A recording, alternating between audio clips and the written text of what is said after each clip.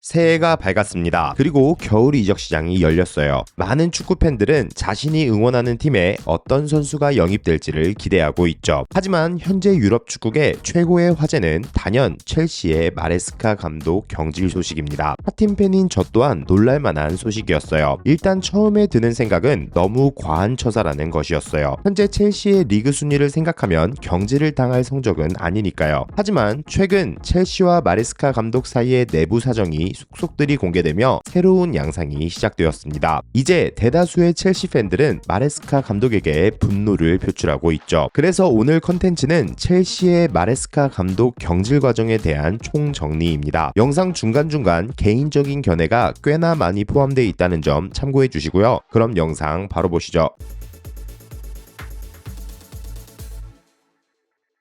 경질 과정.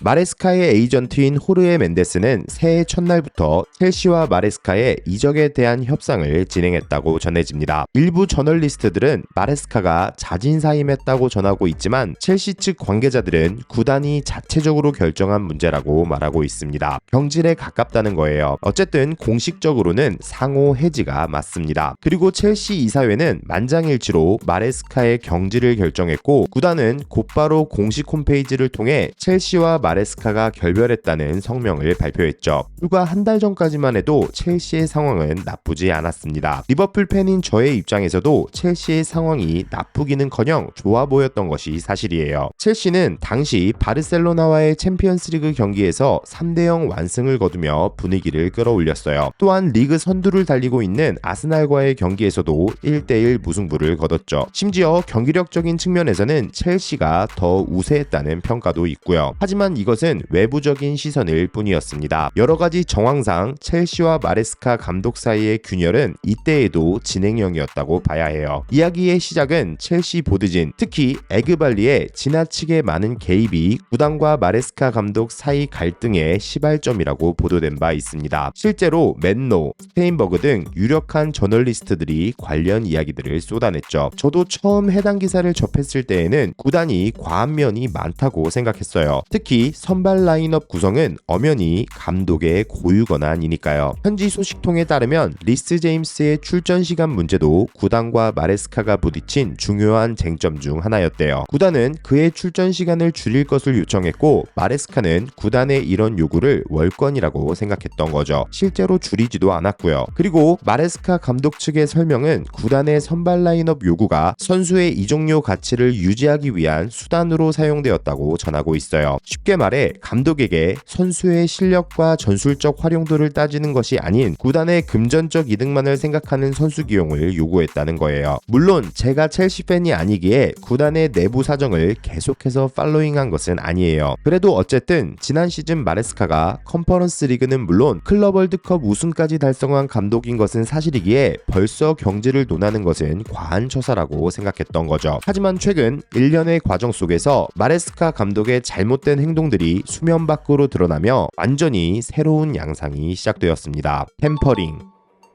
마레스카 감독의 행동 중 맨시티와의 불법 접촉, 즉 템퍼링은 마레스카 감독을 향한 옹호 여론이 완전히 뒤집히게 된 결정적인 계기일 것입니다. 블루코 그룹의 구단 인수 이후 첼시는 감독에게 5년 계약에 1년 연장 옵션을 더한 계약을 기본적으로 제공하고 있습니다. 이게 사실 경험이 별로 많지 않은 감독에게는 파격적인 조건이 될 수도 있어요. 물론 첼시가 구단에 유리한 해지 조항을 넣기는 하지만요. 여기서 중요한 것은 마레스카 의 계약 기간이 3년 반이나 남아 있었다는 거예요. 적어도 이 기간만큼은 다른 구단과 접촉을 해서는 안 된다는 거죠. 사실 펩이 맨시티를 떠나면 후임 감독으로 마레스카가 거론되었다는 것 자체가 조금 이상하긴 했거든요. 아직 펩의 거취가 확정된 것도 아닌데 벌써 이런 얘기가 나오나 하는 생각이 들기는 했어요. 뭐 그래도 펩이 워낙 맨시티에 절대적인 영향력을 가진 감독이니까 미리 대체자 후보를 추리는 느낌의 기사라고 생각했어요. 근데 지금 보니 보니까 실제로 접촉이 있었다는 거죠. 심지어 에이전트까지 바꾸면서요. 그리고 첼시 입장에서 이게 더 괘씸할 수 있는 이유는 마레스카가 이런 사실을 협상 카드로 삼았다는 거예요. 심지어 자신이 맨시티와 접촉 중인 사실을 구단에 2번이나 알렸다고 해요. 예를 들어 선수단 운영에 전권을 위임해달라,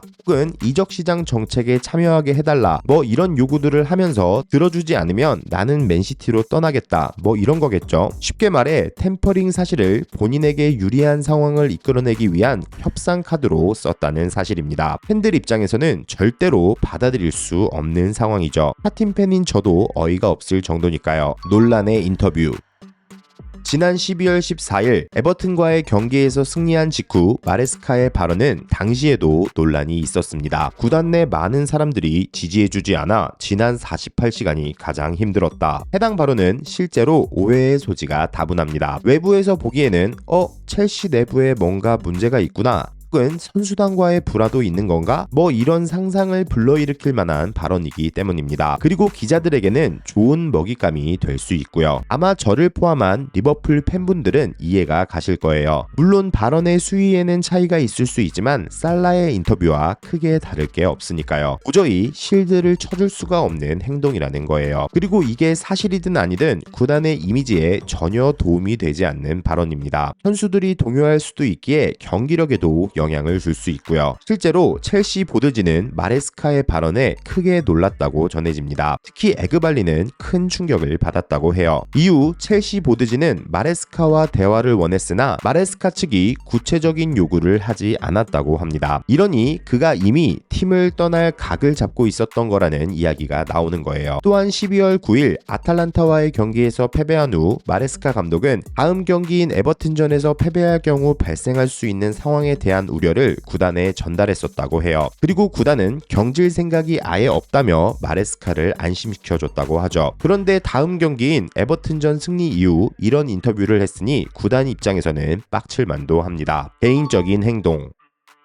이런 상황들이 불거지자 현지에서는 마레스카의 사소한 행동에도 문제를 삼고 있습니다. 근데 사실 원래 떠나는 감독에게 좋은 이야기가 잘 안 나오긴 하잖아요. 부정적인 측면이 부각되기도 하고요. 뭐 여러 가지가 있지만 첫째론 마레스카가 본인의 책을 출판하려 했다는 점, 또한 어느 순간부터 첼시 엠블럼이 달린 의상을 착용하지 않았다는 점, 그리고 구단의 허락 없이 이탈리아 행사에 참여한 점 등이 거론되고 있습니다. 심지어 의상 관련 이야기는 그가 첼시 엠블럼이 달린 옷을 착용하지 않는 것을 넘어 의도적으로 과르디올라 감독과 유사한 스타일의 옷을 입기 시작했다는 이야기도 있어요. 맨시티 이적각을 시게 잡고 있다는 거죠. 이건 솔직히 좀 억가가 아닌가 싶긴 해요. 또한 지난 본머스전 무승부 이후 마레스카 감독은 오열을 이유로 기자회견에 불참했습니다. 그리고 카바예로 코치가 대리 참석했죠. 첼시 구단은 이 또한 프로답지 못한 행동으로 판단하고 크게 실망했다고 전해집니다. 심지어 당시 마레스카가 실제로 아픈 것이 맞냐는 의문까지 나오고 있는 상황이고요. 솔직히 억가인 부분이 없다고 볼 수는 없을 것 같은데, 그럼에도 개인적으로 마레스카 감독의 전반적인 행동들에 대해서는 부정적인 입장입니다. 성적 부진. 이렇다 저렇다 이야기는 많지만 축구 감독이 경질되는 데에는 성적이 가장 큰 원인일 수밖에 없습니다. 마레스카 감독의 12월은 그만큼 좋지 못했습니다. 그는 12월 1일에 펼쳐진 아스날과의 리그 경기에서 거둔 무승부를 포함해 총 9경기에서 2승 4무 3패를 기록했습니다. 아직까지는 리그 5위를 유지하고 있긴 하지만 이런 분위기가 이어진다면 리그 중위권, 아니 어쩌면 중하위권까지도 떨어질 수 있는 상태입니다. 그만큼 올 시즌 리그 중위권 싸움이 빡빡한 상황이에요. 결국 부진한 성적이 첼시가 마레스카 감독의 경질을 결정하는 데에 가장 크게 작용한 부분일 수 있다는 것입니다. 마무리.